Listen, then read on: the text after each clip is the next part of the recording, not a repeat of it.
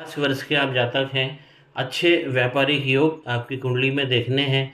अभी जो महादशा चल रही है वो राहु भगवान की चल रही है 2038 तक। ये 2020 में लगी है और 2038 तक जाएगी जनवरी। तो अभी हमें जो भी काम, जो भी अपने शुभ सिद्ध करने हैं, वो सब राहु भगवान की दशा में ही करने हैं। और राहु भगवान कठिन होके आपके लग्न चार्ट में बैठे हैं। पहले ही घर में देखिए राहु और सूर्य भगवान बैठ गए हैं, तो सूर्य पे ग्रहण लग गया है। ये बहुत खतरनाक होता है। पहले ही घर में अगर ग्रहण लग जाए तो पहला घर हमारा मन, मस्तिष्क, हमारा चेहरा होता है। अब उसके अंदर ज़िंदगी भर कुछ ना कुछ इश्यूज़ मन में और लाइफ में बने ही रहते हैं। ये ग्रहण 7वें घर को देख रहा है। यहाँ बिजनेस रिलेशन हम 7th से ही देखते हैं, जहाँ केतु बैठे हैं। यहीं पे हम अपनी पत्नी के भी योगों की पुष्टि करते हैं। ये पूरी तरह से गड़बड़ हो गए हैं दोनों। और राहु भगवान की दशा आपको 2038 तक चलेगी। राहु भगवान आपको इस समय निचोड़ देंगे, क्योंकि यहाँ पे सूर्य भी अपनी नीच राशि में बैठे हैं। ये दिक्कत है यहाँ पर। राहु ने ग्रहण तो लगाया है सूर्य के पर्वत पर, और लेकिन सूर्य भी अपने 7 नंबर राशि, अब तुला राशि में सूर्य नीच के हो जाते हैं। नीच के सूर्य और उस पर भी ग्रहण, तो इसलिए ये बहुत ज़्यादा डिफ़िकल्टी हो गई। यही हमें सबसे बड़ी मेजर रेमेडी करनी है। आरंभ करते हैं। सबसे पहला भाव देखा जाता है, धन का भाव देखा जाता है, प्रॉफिट का भाव देखा जाता है।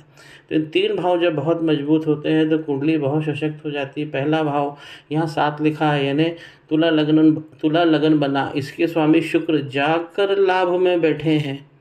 ये बहुत अच्छी सेटिंग है, बहुत ही अच्छी सेटिंग है। तो पूरी जीवन की जो धारा रहेगी, दिशा रहेगी, वो आपकी लाभ की रहेगी। मनी माइंडेड आप रहोगे, क्योंकि आपका प्लैनेट, जो लीडिंग प्लैनेट है, वो जाकर कहाँ बैठ गया है? शुक्र आपके लाभ में, और वहाँ चंद्रमा भी बैठे हैं। तो मन और बुद्धि का काम करोगे आप, और उससे अच्छा पैसा निकालोगे। दूसरा भाव हम धन का देखते हैं। यहाँ पर 8 लिखा हुआ है, और मंगल यहाँ के धन के देवता हैं। और जाकर देखिए 9वें भाव में बैठे हैं, भाग्य के भाव में। 3 नंबर राशि मिथुन राशि में बैठे हैं।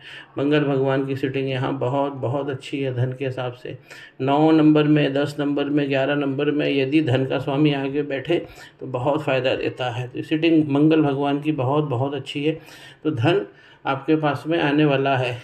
अब जो लाभ है, जो इनकम के सोर्स, तब हम ये वाला भाव देखते हैं। यहाँ पे वीनस और चंद्रमा बैठे हुए हैं। ये बहुत अच्छे भाव है। 5 नंबर लिखा हुआ, सिंह राशि बन रही है, और इसके स्वामी जाकर लगन में बैठ गए हैं। तो ये भी बहुत अच्छी सेटिंग है।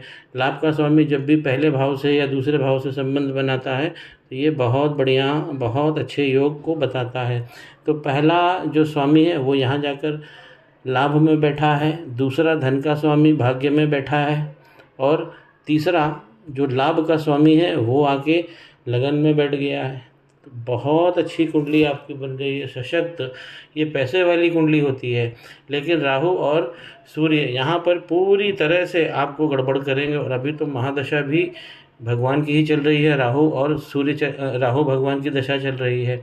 और राहु और सूर्य ये बहुत कठिन जीवन कर देते हैं पहले भाव में। केतु भी आपको पत्नी की तरफ से तकलीफ देंगे। बृहस्पति आपके 6ठे चले गए हैं, तो आपको कॉम्प्रोमाइज़ करके तो चलना पड़ेगा। साथ में आप नौकरी देने वाला काम करो, जैसे कोई चैनल खोलना, एम्प्लॉयमेंट एक्सचेंज खोलना, सर्विसेज प्रोवाइड करना।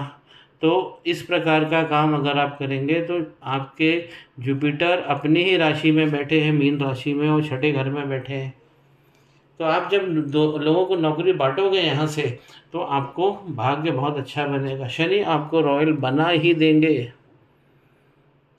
अब शनि यहाँ भी बहुत अच्छे बैठे हुए हैं, और नवांश कुंडली के अंदर भी शनि आपको सारे सुख देंगे। कन्या राशि में बैठे हैं। 4थे भाव से हम विवाह सुख देखते हैं। तो शनि भगवान जब भी 4थे भाव में बैठेंगे अपनी कन्या राशि, अच्छी राशि में, तो धन धान्य तो आपको अच्छा देंगे, लेकिन वैवाहिक जीवन बिगाड़ देंगे। तो 4थे भाव में शनि अच्छे नहीं होते हैं। नवांश कुंडली के अंदर यहाँ पे चंद्रमा बहुत अच्छे हैं, आपके मरकरी बहुत अच्छे हैं, बिजनेस प्लैनेट। यहाँ आपको शुक्र 6ठे भाव में चले गए, तो शरीर में पैसा तो आपको मिलेगा, शुक्र, यहाँ पे पैसा भी देते हैं, लेकिन शरीर में कुछ ना कुछ कमी दे देते हैं जो टर्मिनल होती है और डेथ के साथ ख़त्म होती है। आपके सूर्य पूरी तरह से यहाँ पे ख़त्म हो गए।